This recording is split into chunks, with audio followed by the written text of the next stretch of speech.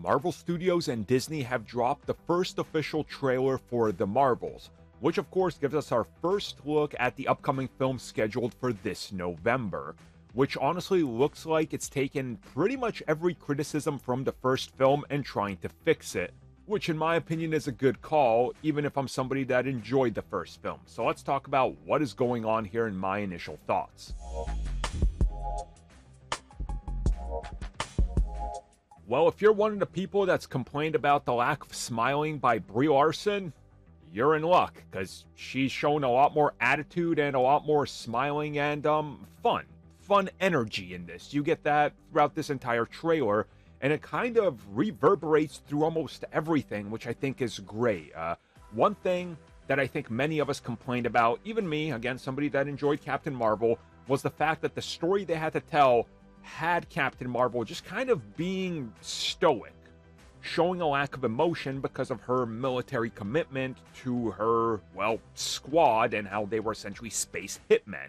Here you could see she's a little bit more open, she's a little bit more fun. She seems to have grown and kind of found herself in who she is and her voice. And we see that with all the characters. Monica has that sense as well. She's grown. She's gotten a little more, let's just say, not as stern as we saw her before. And yeah, she's still working with Nick Fury and Sword, but we could see that she's also having a little bit more of a fun time here. And I think that's kind of what the film is going for, that vibe.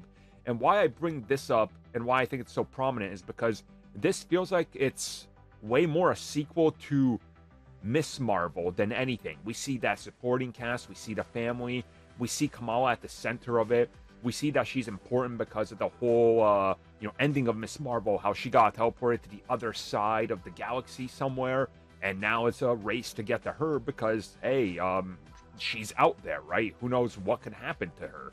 And I really like that. And we see that they're connecting everything, obviously, with not just the Skrulls and the Kree, but everything in the bigger Marvel cosmic side of the universe seems to be a factor here going forward. There's just a lot of interesting, architecture. There's interesting worlds that it looks like we're going to be visiting. I mean, it literally looks like they took a lot of the complaints to heart and said, fine, we're going to deliver a better film in every regard. And I think that really works here. The one thing I really liked was the action sequences. And again, they're far from being finished, obviously. The film comes out in November. There's so much time left to fix it up. I think they honestly look great. They look miles ahead of what we got in the first film, especially when it comes to the utilization of the powers by our heroes.